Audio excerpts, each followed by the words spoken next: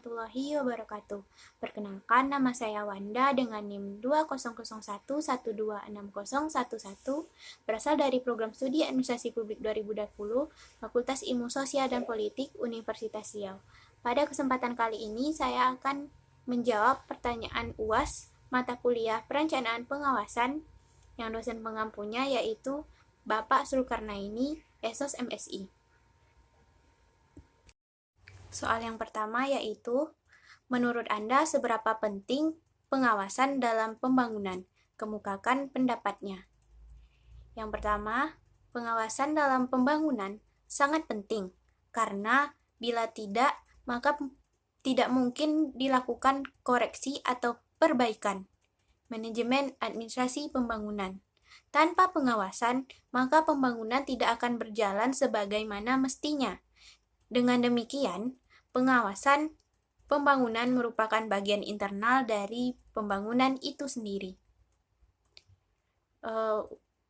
Untuk peran pengawasan di sini merupakan tindakan atau keikutsertaan dalam proses kegiatan untuk mengetahui pelaksanaan kesalahan, kegagalan untuk kemudian dilakukan perbaikan dan mencegah terulangnya kembali kesalahan, serta menjaga agar pelaksanaan tidak berbeda dengan rencana yang dibuat sebelumnya.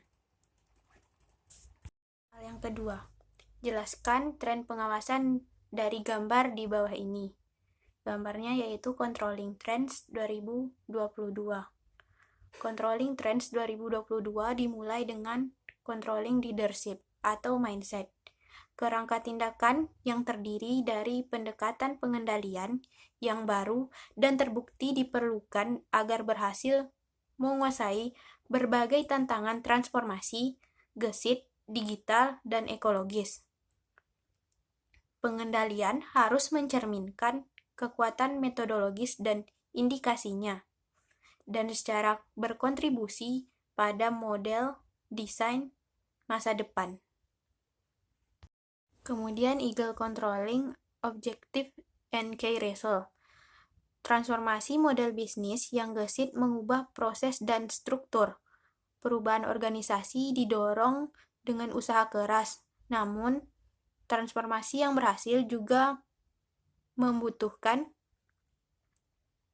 sistem kontrol yang memadai untuk membuat kontribusi nilai transformasi menjadi transparan.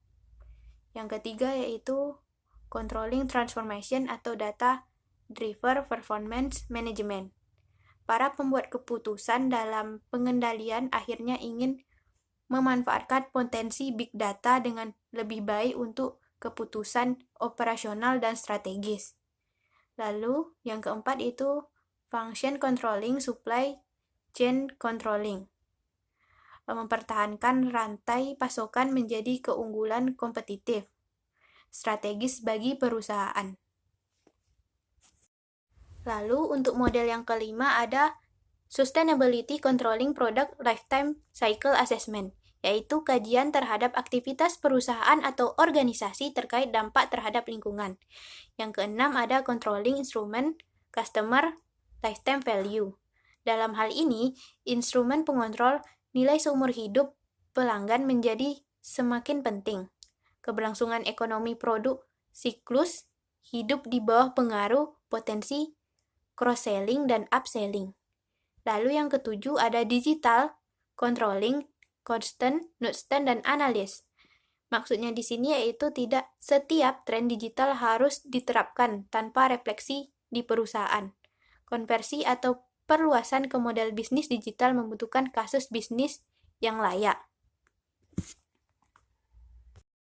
Lalu, untuk bagian yang terakhir ada Controlling Competensen dan atau Competensen Goal. Perkembangan saat ini meningkatkan tekanan dalam praktik untuk mendefinisikan dan mempromosikan profil peran pengendalian modern.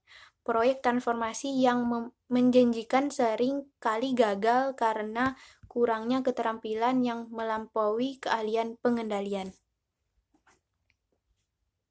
Mungkin itu saja yang dapat saya sampaikan, lebih dan kurang saya mohon maaf. Wabillahi taufik wal hidayah. Wassalamualaikum warahmatullahi wabarakatuh.